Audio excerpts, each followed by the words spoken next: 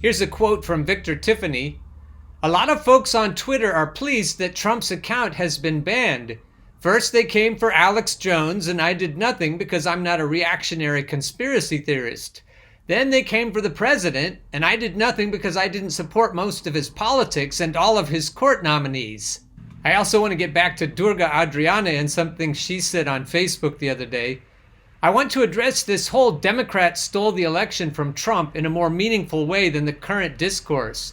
That means talking about facts instead of emotions, judgments, and opinions. Hear me out. Everyone is looking at the wrong data points and then drawing the wrong conclusions from these data points. If you don't know how to follow the trail, you won't be able to see what's going on. Here's the trail. You know what's really happening by who gets behind which candidate and who has a problem with which candidate. By that I mainly mean following the money. The entire military, industrial, and Wall Street complexes rallied behind Joe Biden after the Democratic primary. They were featured as speakers during the convention. They are the entirety of Biden's cabinet appointments. All of the money that flooded into his campaign was from them. The talking heads featured by corporate media on liberal networks were from their ranks, as well as the now famous Lincoln Project and its cabal of never-Trump Republicans. Along with these two industries, the for-profit health, private prison, and fossil fuel lobbies were all batting for Biden and funneling tens of millions into his campaign, too. Meanwhile, scores of Democrat voters, even those that didn't like Biden at all, scurried to the polls to vote for him out of fear of Trump. Most of their fears are based on emotions, judgments, social media, and liberal news propaganda and other misinformation. There are thousands of valid reasons to dislike Trump, but all of them are based in his actual policy positions, not his rhetoric. Furthermore, the persistent delusion among the liberal class that Trump is the disease instead of the symptom confuses the issue even more. A knowledge of Trump's political actions, apart from his rhetoric, in context with the actions of past presidents dating back to the turn of the 20th century, demonstrates unequivocally that Trump has been exactly consistent with the same violations of civil rights, scapegoating of immigrants and minorities, and other positions from the dark side of U.S. history, and has not at all been more extreme or extraordinary. The fact the country has waged a long-standing war against working-class interests and the economic and social rights of marginalized groups only proves that we will continue getting worse and worse actors doing these things from the White House until we dismantle the system that creates them. Now, you know I don't like Trump or support him at all. However, my reasons are based on actual political, historic, and economic literacy, not fear-mongering of the liberal class, mainly the #resistance set, and their pop culture and media icons. I also understand and often empathize with many of the reasons that many of his voters voted for him. That's a separate discussion, however. So the first point to understand is that the Democratic primary was absolutely stolen, but the general election was not. The way the numbers played out in every district is unfortunately irrefutable, even with a certain degree of election meddling and voter machine shenanigans. Moreover, the percentage of registered Republicans that voted Republican at the state and local levels but voted for Biden as president was enormous. This demographic was overwhelmingly affluent white suburbanites, largely with college degrees. Why was this? And why were all the military generals and Wall Street ghouls lining up behind Biden instead of Trump? Because they perceived Trump to be unpredictable and a loose cannon, therefore not a good protector of their capital interests. Even though Trump gave them everything they wanted the last 4 years, so did the Democrats by passing Trump's entire legislative agenda while pretending to oppose him. The fact that Trump is A, an ideological vacuum that wants to be the president for the sake of being the president, and B, acts according to his current mood, thus making him an unknown quantity to them and often uncontrollable. Biden, however, has demonstrated for 50 years that he exists as a slave to the establishment, meaning capital and the military-industrial complex, and will reliably do their bidding without giving them any problems. So yes, Joe Biden won the election, but not for the reasons people think. Trump lost, but not for the reasons people think.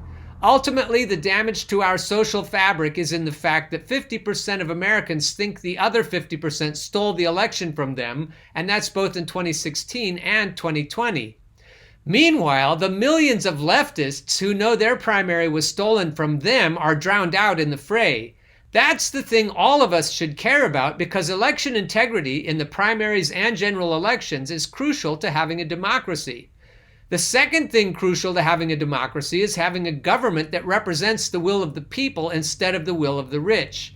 The reality of the US government is that both parties exist solely to represent the rich. That's the fact that millions of Americans refuse to confront, and that is why we are at war with each other.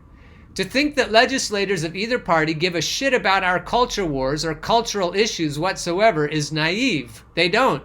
The government loves inflaming, baiting, and exploiting differences of cultural ideology between party bases to keep us divided and distracted.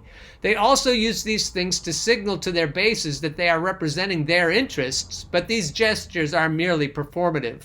Factually, anything that does not directly involve who controls the wealth, power, resources, and military might of the country is of no interest to any politician on either side. When we get distracted by the culture wars, we miss what's really going on, and that is why they use this against us. We have to stop letting them. The working class of both party bases has more in common with each other than either base has with either political party. Our material interests for life, liberty, economic security, and the pursuit of happiness are interdependent in a way that the ruling elites have nothing to do with. Aligning ourselves with the agenda of the ruling elites of either the Republican or Democratic Party on the basis of cultural ideology is pure folly and will lead to nothing but all of us going off the cliff together. 5 decades of disastrous neoliberal economic policy begun under Nixon in 1970 and orchestrated by a bipartisan consensus under every administration since is literally killing all of us. It's killing the planet. It's killing the economies of every industrialized nation in the West. It's killing the countries we exploit and wage war against for control of capital and resources. And it's killing our social fabric. If we don't unite to end neoliberalism altogether instead of getting sucked into partisan tribalism, we are fucked. To end on that note, here's a thought exercise for those that feel compelled to focus on the elements of yesterday's attempted Capitol heist that pertain to the police force's clear bias toward the MAGA protesters, underpinnings of white supremacy et al. Let's say that this is really the main problem instead of simply being a direct result of 5 decades of neoliberal oppression and systemic failure. Let's say that the issue is simply a bunch of racist dumbasses trying to overthrow the government in the name of white supremacy. If it is, what are you willing to do about it? If the only answer you have is vote Democrat, well, I hate to tell you, but that isn't the cure. It's feeding the disease. Michelle Obama, on the other hand, doesn't get this.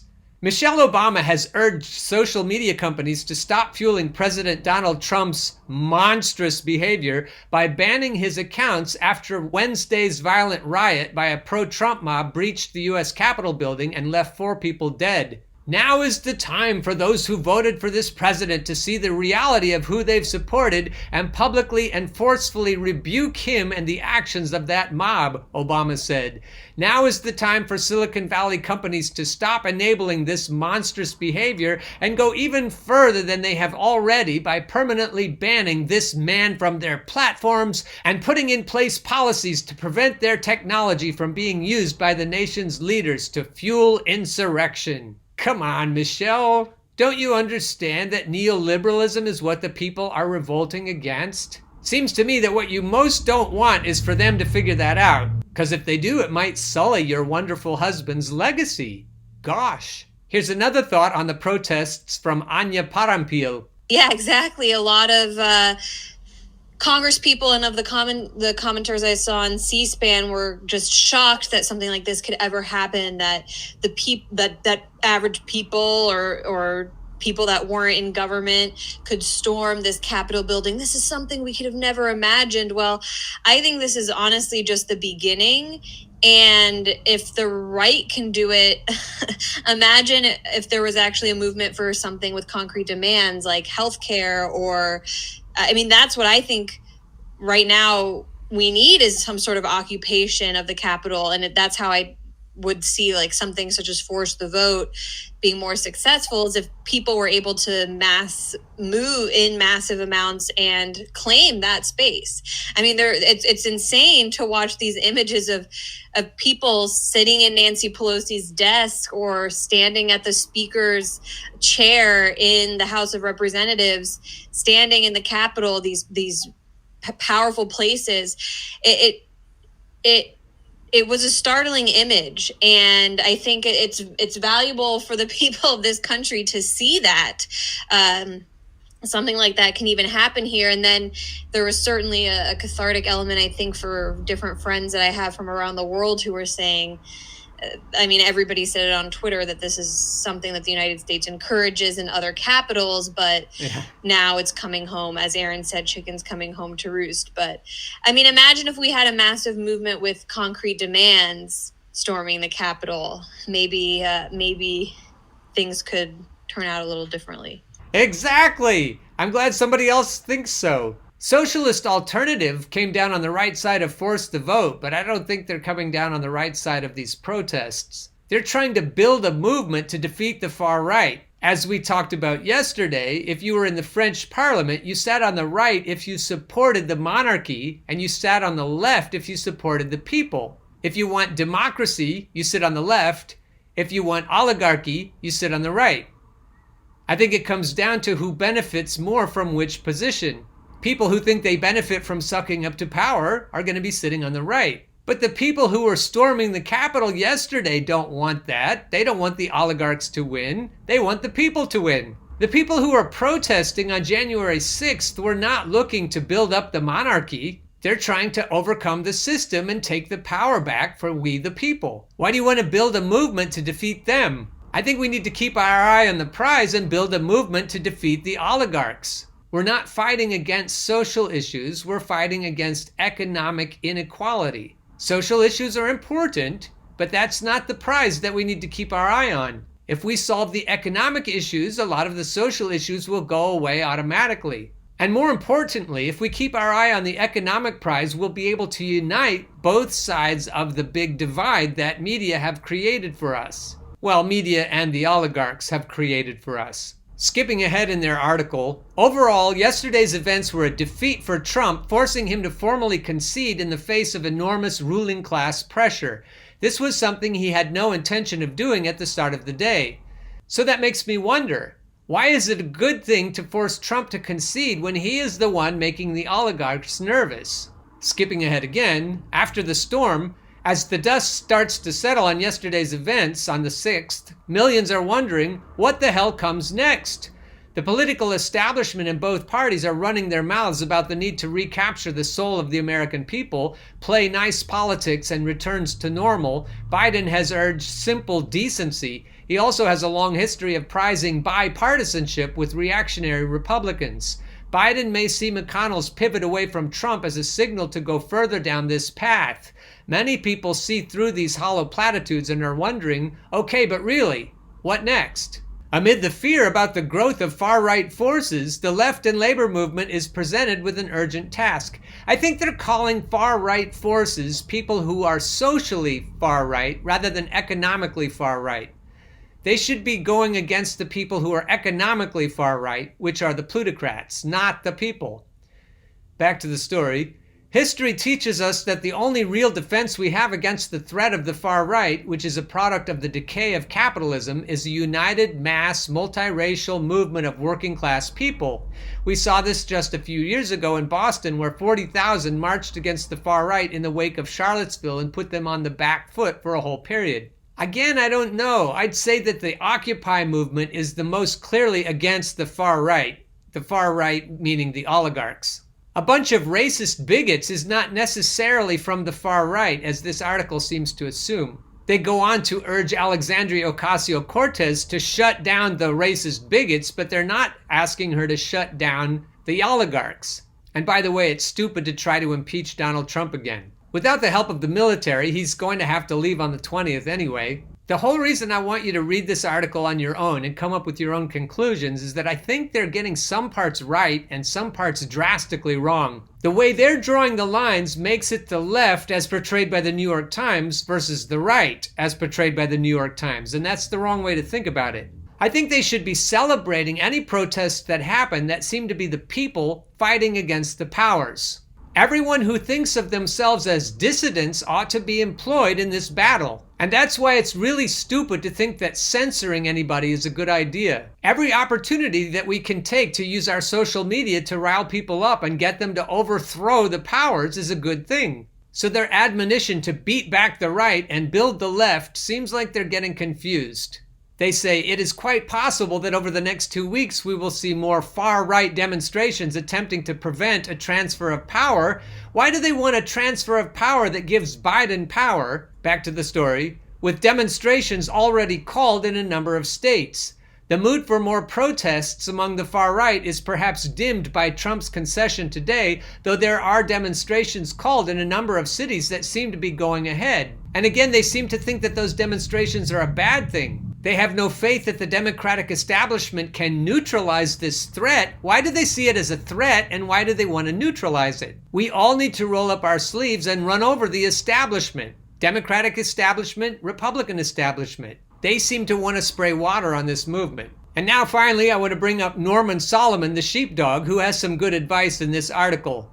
In 2021, the best way to fight neo-fascist Republicans is to fight neoliberal Democrats. The problem with this advice from Norman, as good as it seems to be, is that eventually he's going to tell us to vote for a Democrat, and not only that, a Democrat who is a corporatist. What we should figure out is that we should vote for no Democrats going forward, including Bernie Sanders or Alexandria Ocasio-Cortez or any of the squad or any of the newbies, because they are going to get sucked into the powerful vortex of the Democratic Party, and they're going to suck up to that power eventually. And then they're going to suck up to the power and endorse the DNC candidate, which very likely will not be one of them. And so again, all of our energy gets sucked into this party. So anything good that I read by Norman Solomon, I'm going to preface with the idea that he is a proven sheepdog. But he's right to say, as its policies gradually degrade the standard of living and quality of life for most people, neoliberalism provides a poisonous fuel for right-wing propaganda and demagoguery.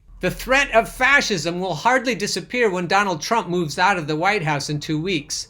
On Capitol Hill, the Republicans who've made clear their utter contempt for democracy will retain powerful leverage over the U.S. government, and they're securely entrenched because Trumpism continues to thrive in much of the country. I'll break in here and say that even Bernie Sanders supporters fit into the Trump movement somewhat because it is a kind of populism.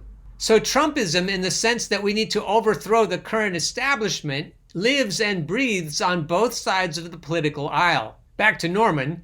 Yet in 2021, progressives should mostly concentrate on challenging the neoliberalism of the Democratic Party leaders. Why? Because the neoliberal governing model runs directly counter to the overarching responsibilities of the left, to defeat right-wing forces and to effectively fight for a decent, life-affirming society. I have to say that a lot of right-wing people want a decent, life-affirming society. Neoliberalism can be defined as a political approach that seeks to transfer the control of economic factors from the public sector to the private sector and strives to place limits on government spending, government regulation, and public ownership.